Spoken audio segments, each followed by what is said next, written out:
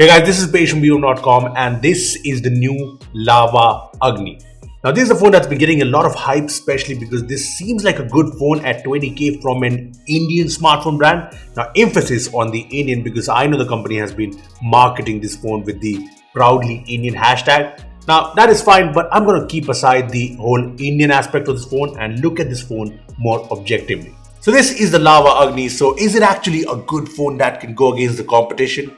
Well, it is good, but it's not good enough. So I'm going to divide this video into three sections: the good, the usual, and the bad. First of all, let me talk about the good in this phone, and the best thing about the LAVA Agni is the software experience on this phone. I mean, when I was setting up the LAVA Agni first up, I was surprised that there were no additional prompts or recommended apps or any weird services. It was just a simple, clean, native Android setup. And after I had set up the phone, I noticed that there's actually not a lot of bloatware. In fact, there's only one. Here's the app drawer with no apps installed from my side, and as you can see, apart from the few LAVA apps like LAVA Guide, Sound Recorder, there's only Facebook, which you can uninstall. So yeah, it's all clean.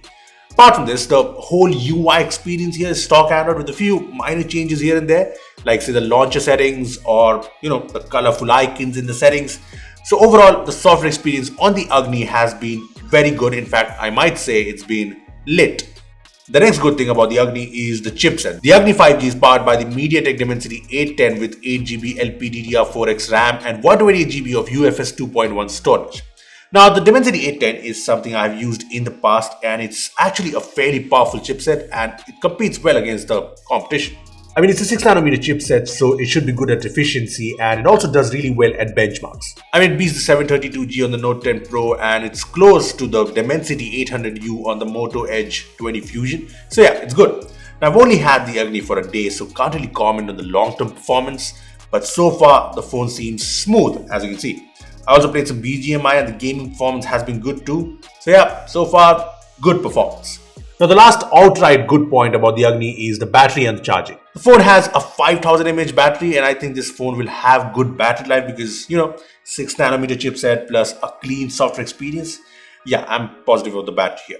There's also fast charging with a 30-watt fast charger in the box, and that's pretty good. Now, those are all the good things, but before we get to the bad, there are actually some usual kind of okayish things.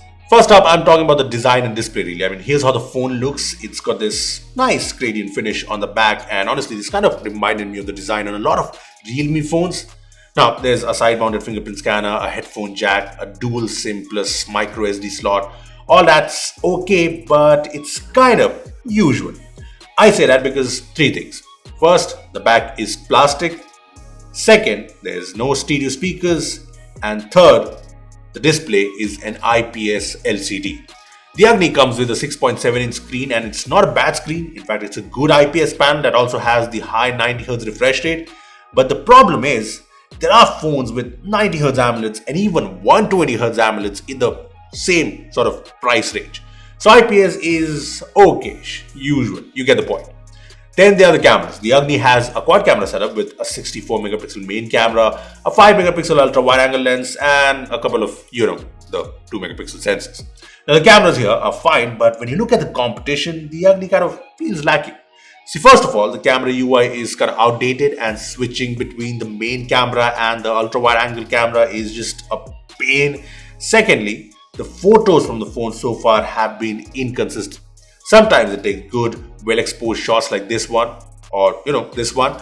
But a lot of the other times, I noticed that photos have washed out details and don't look as sharp as I'd like, even in good lighting.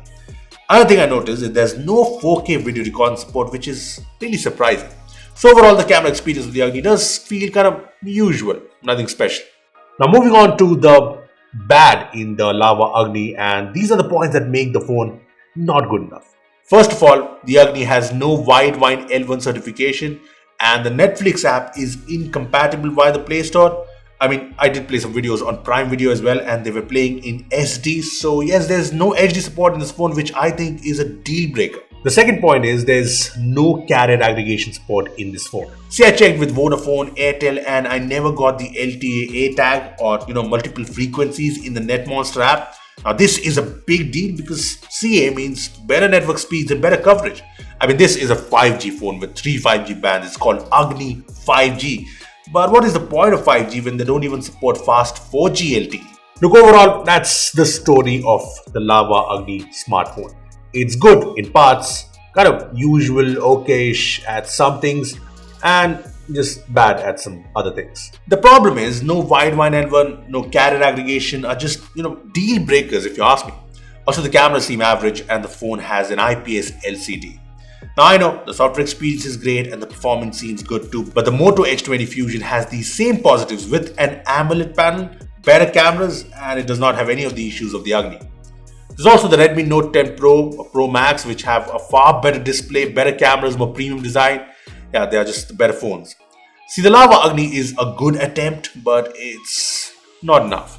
Not at all. But what do you guys think of the LAVA Agni? Is it lit? Let us know in the comment section below. Also, give this video a like if you enjoyed it. Make sure to share it. Subscribe to our channel for more amazing tech videos. That's me signing off. Thanks for watching. I will see you in the next one.